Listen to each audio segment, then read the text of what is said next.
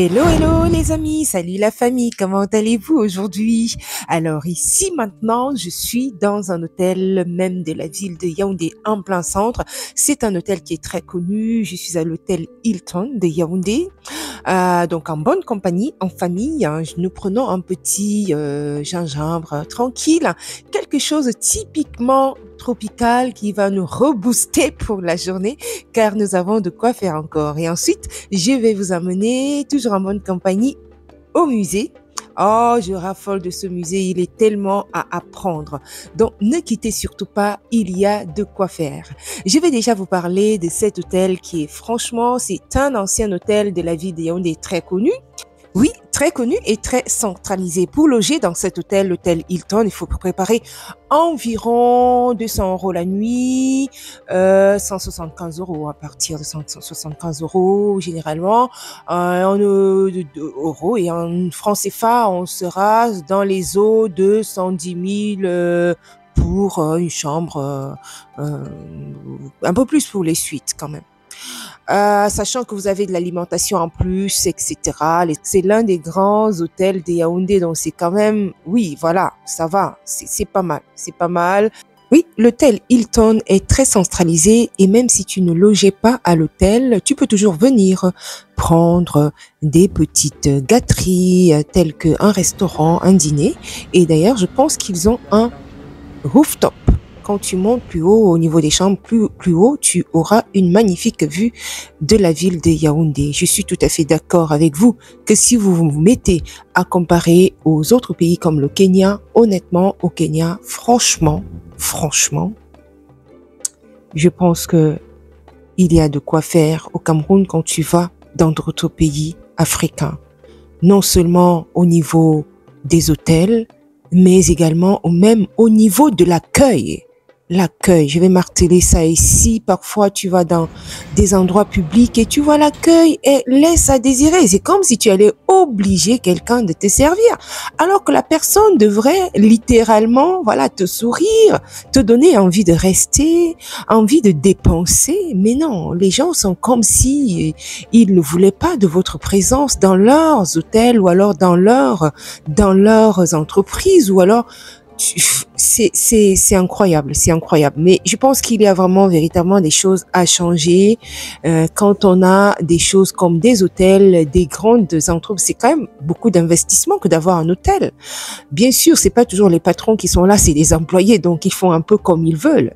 Et c'est vraiment, c'est déplorable. L'accueil dans les hôtels camerounais, parfois dans des enseignes publiques camerounais, et simplement, s'il y a des choses à changer, il y a beaucoup ça. Et je viens le dire ici parce que ça m'a beaucoup attristé parfois d'être, franchement, de voir l'accueil qui laisse à désirer. Et tu te demandes, mais attends, mais c'est pas possible, c'est quoi cette histoire? Si la personne ne veut pas travailler, la personne n'a rien à faire là. Et c'est vraiment déplorable. Mais bon, bref, je ne suis pas venue parler de l'accueil. Je suis venue vous montrer le musée.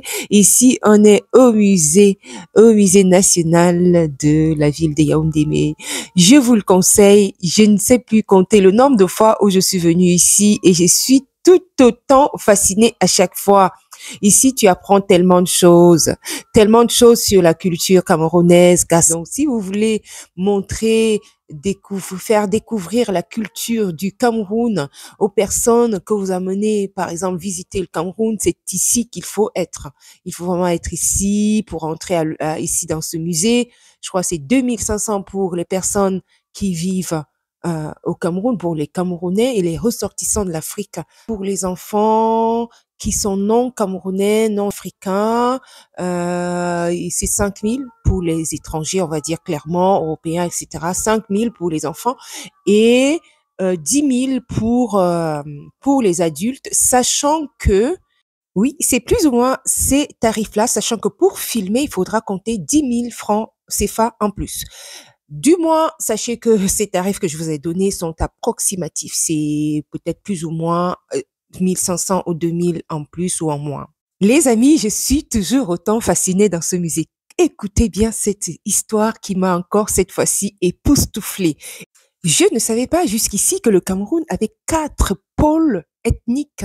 Donc, le pôle Sawa qui regroupe les personnes du sud-ouest et de Douala et le pôle Bamileke, donc Grassfield, qui regroupe les personnes de l'ouest et de l'extrême du nord-ouest, Bamenda. Et il y a également le volet du nord. On a également les Fang-Beti, tout cela dans le Cameroun. Écoutez bien l'histoire de cette dame, c'est fascinant. C'est celui du chef qu'on appelle le Sanja. Pour juste, donc en fait, le peuple du sud-ouest, c'est aussi les Douala et puis les Boy, les personnes de Boya. Oui, c'est les mêmes peuples. Oui, c'est les mêmes. Parce que les Sawa ont une partie anglophone et une partie francophone. D'accord. Les Grassfield, c'est pareil. Oui. Ils ont une partie anglophone qui est Bamenda. Oui, et une partie, d'accord. Extraordinaire. On n'aurait pas cru. Oui, oui. On c'est quand tu es venu travailler au musée. Je comprends. Ici, c'est les feuilles de bananier qui permettent au chef de rester en contact avec les esprits de ses ancêtres. Et ces arbres qui viennent de la mer, c'est pour qu'ils restent en contact avec les esprits de l'eau. Parce que les Sawa venaient la reine des eaux qu'on appelle la reine Djengo. C'est pour ça, la petite histoire raconte que la reine Djengo s'est mariée avec un chef Sawa. Mais ce monsieur-là buvait énormément. Ils avaient fait un pacte. Il ne devait jamais dire que la reine Djengo était une sirène. Alors, un jour, comme il était sourd, il s'est oublié, il a dévoilé le secret, ça a énervé la sirène qui est retournée dans l'eau avec ses trois filles. Elle avait trois garçons, trois filles, elle a laissé les hommes. Du coup, ils vont toujours faire le gros dos qui les amène à entrer en contact avec elle pour implorer, demander pardon. Et c'est pour ça qu'on dit tout le temps que vous avez toujours constaté que ce sont les hommes qui se noient beaucoup par rapport aux femmes. C'est même rare d'entendre une femme se noyer dans la mer. C'est toujours les hommes. Pourquoi? Parce que la reine Djengo aux hommes. Au Cameroun, c'est signe de dignité. Parce qu'à l'époque, les femmes Sawa se couvraient et les seins, elles avaient des cassettes. Donc, lorsque les femmes de Conon sont arrivées, elles ont constaté ça. Elles ont dit qu'il faut les couvrir. Du coup, elles ont coupé des grands tissus et ont fait porter ça à ces femmes pour qu'on ne voie plus leur rondeur et tout ce qu'elles avaient. Lorsqu'ils voulaient marier d'autres, les femmes, c'était toujours à la nage. Parfois, d'autres n'arrivaient même pas, ils décidaient. Les Sawa ont donc trouvé la pirogue qui permet en sorte qu'ils voyagent. C'est ça qu'ils ont donné dans ce nom bolo. D'accord. Donc, ça date de quand cette découverte qui vient du Congo? Je ne peux pas vous donner la date. Non, d'accord. Mais là, c'est l'histoire. Mais est-ce que c'est tracé? C'est tracé, oui, c'est vérifié qu'il vient du Congo? Vérifié. C'est pour ça que quand vous avez remarqué au Cameroun, les Sawa sont ceux qui aiment la sapologie. Oui. On dit qu'ils ont hérité ça de leurs ancêtres. Également la musique, une certaine musique un peu rumba et tout ça. Ça vient de là. Nous sommes chez les Grassfield. Nous avons ici le nord-ouest. Exactement. Donc ça, c'est le trône du chef avec la tenue du chef qu'on appelle le taupe. Différence, d'accord, ok. C'est chez les Bamou. Okay. Ici, il y a un peu de Bamou et l'ouest. Ils ont d'abord une tenue traditionnelle qu'on appelle le ndop. Ça, c'est le trône du chef qui est avec un trône d'arbre entier. Là, vous allez toujours remarquer chez les Grassfield, le corne là, tout le même par là aussi. C'est parce qu'ils s'identifient aux éléphants. Les éléphants pratiquent le culte des eaux. Ça veut dire que lorsqu'ils voyagent en communauté, lorsqu'un éléphant décède, ils partent, mais ils viennent toujours fouiller les eaux de cet éléphant. Et les Grassfield font pareil, ils enterrent et ils viennent déterrer le crâne après 10 ans. Ça, c'est une peau de panthère, et une peau de panthère là, c'est pour montrer la puissance du chef. Des choses comme ça. Oui, les enfants qui étaient discutés par le président de la République. Nous avons le bon et le tissu. Donc, c'est une écorce qu'on arrache de là, on verse de l'eau dessus et on la tape jusqu'à ce qu'elle donne ce tissu-là. Nous avons le trône du chef qui est fait avec des racines d'arbres. Wow. Et l'idéal, comme vous voyez là, c'est pour montrer l'amour qu'il y a entre le peuple et sa forêt. Nous avons le bâton de commandement qu'on appelle le Lumidjoué, qui montre la puissance du chef et permet au chef de trancher les litiges. Nous avons ce chasse-mouche qui est la transmission du pouvoir des ancêtres. Et donc, bien sur les 4 ères, il y a un chef à chaque fois. Oui. Pour les festivités et pour la communication. Vous voyez, ça, ce sont des tambours. Là-bas, c'est le tambour qui est D'accord. D'accord. Le tambour mâle avec la peau de bœuf. Donc, lorsque les guerriers partaient à la guerre, les initiés portaient ces deux tabous-là. Lorsque dans le visage d'un homme et d'une femme, là maintenant, quand tu perdais, ils savaient comment taper pour qu'on sache qu'ils ont perdu, bien ils ont gagné. Ça donne un homme cool, c'est comme ça qu'on appelle la un homme cool, c'est quelque chose pour la communication. Donc avant, quand on voulait transmettre un message, les initiés avaient des cours et les messages partaient par relais. Et avec des sacrifices. Dans les taches noires, sur les traces de sang, alors l'initié allait taper et en contact avec les esprits. Un éléphant, c'est la mère de la fertilité. Donc, Là, c'est toujours de la culture du centre. Donc là-bas, c'est les grasses fines. D'accord, d'accord. C'est Tam Sing vient du sud-est. Du sud-ouest. Sud-ouest, d'accord. Si. Angèle Benving, c'était un prêtre, un écrivain. Donc avant, avec le balafon, c'était joué par des satanistes. Alors lui, il a prouvé au Vatican que non, le balafon, c'est juste un instrument. Donc c'est grâce à lui qu'on voit ça aujourd'hui dans les églises.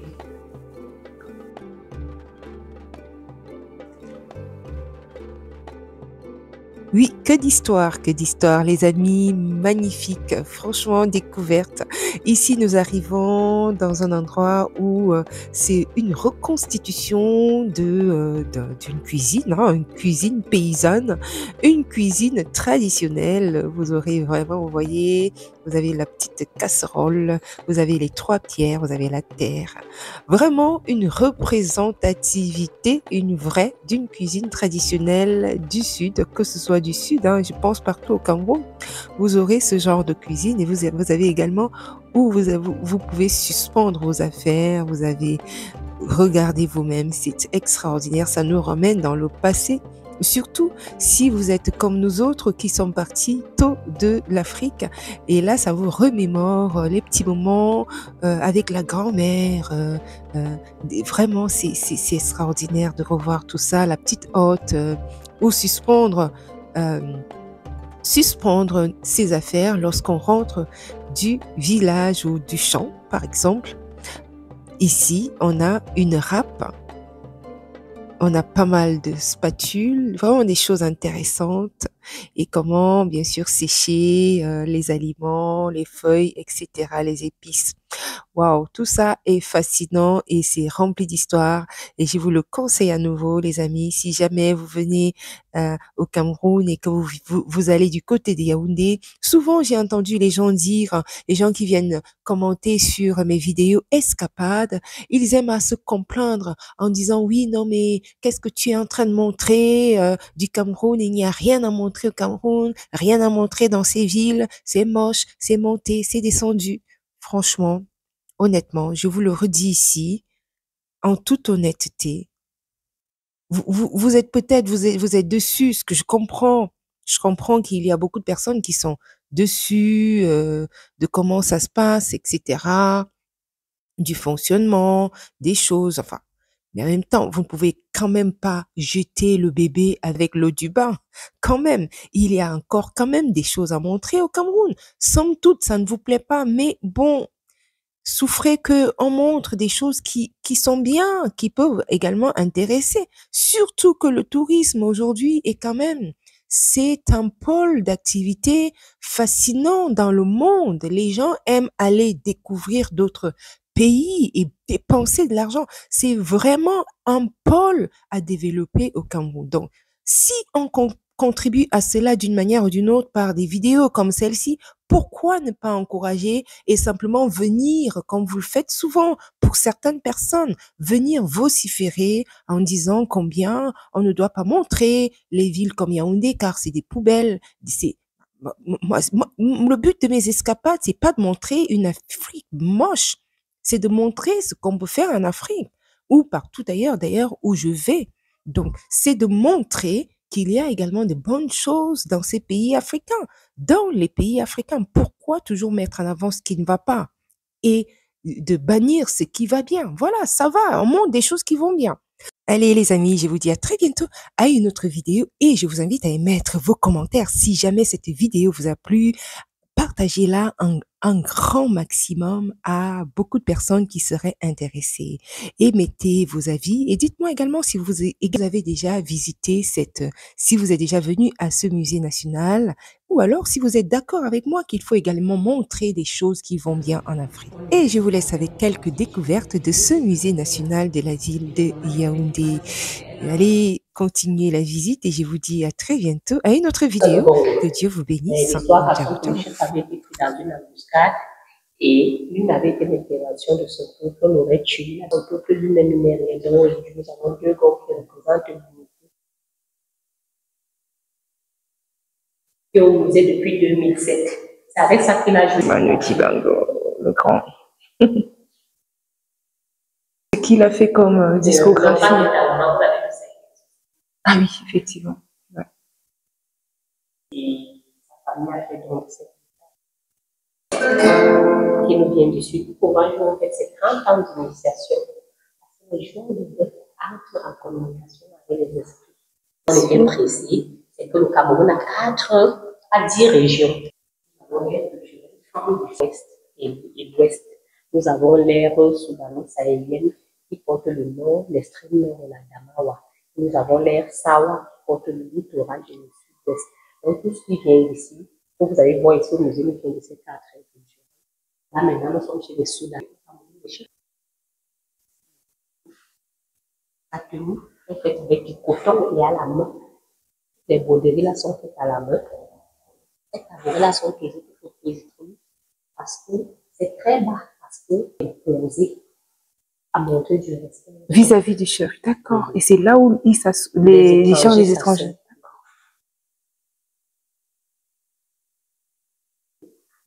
Là, c'est d'abord Bindia. Bindia, c'était le marché des esclaves. C'est là où on a été au sud-ouest. On n'a pas visité hier, mais on y a été hier.